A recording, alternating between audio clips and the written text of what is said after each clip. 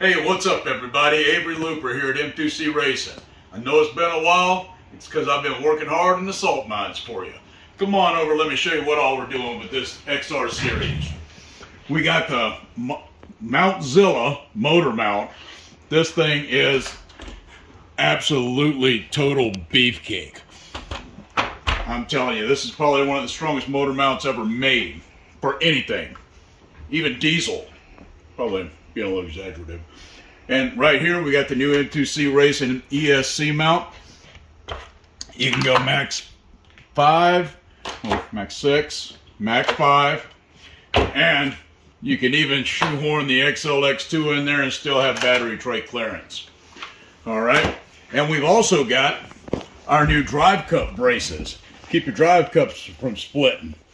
These install with just a little tap on.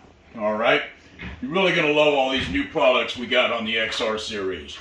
But what we're here today to do is we're going to install the drive lines for the XR series. I had to make a little modification to the center carrier to adapt it. And we've got it tested and it's ready for release.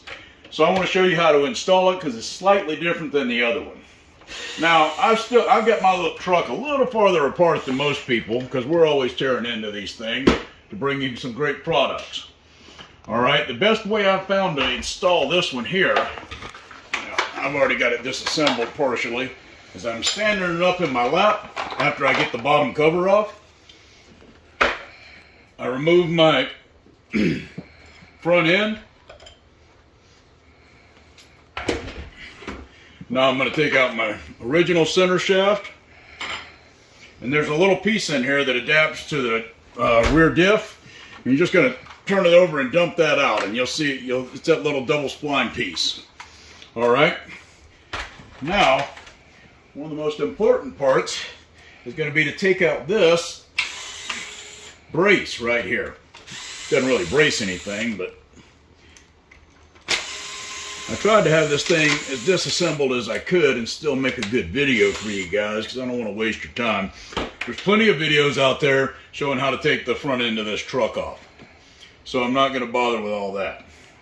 So what you're going to do now is you're going to put your rear adapter in.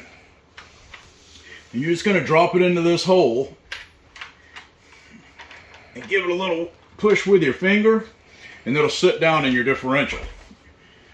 Alright, next, short end goes to the rear. I'm about 99.99% sure. Short, long. Oh! Drop the bearing.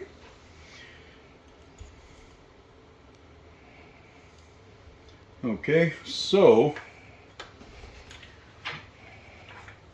easiest way I've found to do this, of course something goes wrong when you're doing a video, is to put this, assemble this thing on the table, because you know you got your little CVDs in there.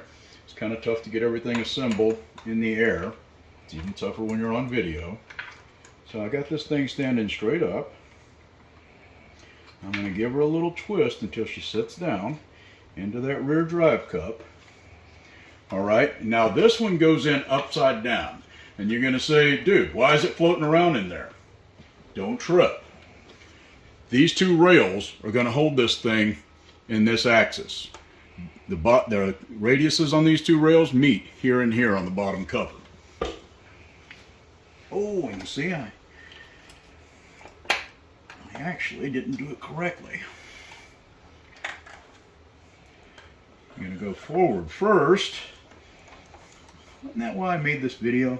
Yes, it was. And you kind of twist it until you get your drive pin into the back cup. All right. So next, you're going to put the female drive cup up front, and this is where standing it up gets really important. Because what I'm going to do now is I'm going to take the front end and I'm going to put this up through there. Now I'm just going to twist this thing around a little, maybe by using the front wheels until it sits down. Okay, so now I'm driven. It dropped right in. Of course, it dropped right in first try. Get it all lined up. Make sure we're driving. And then you'll want to put at least one screw in, I would say, up top. Let's see, at least put one screw in up top before you. Of course, you can't find nothing when you're on video. And we always, and here at M2C, we always do it with just one take. Any of those screws will work. Just something to hold the thing together. All right. Now, as you can see, looks like you're flopping around here. When you put that cover on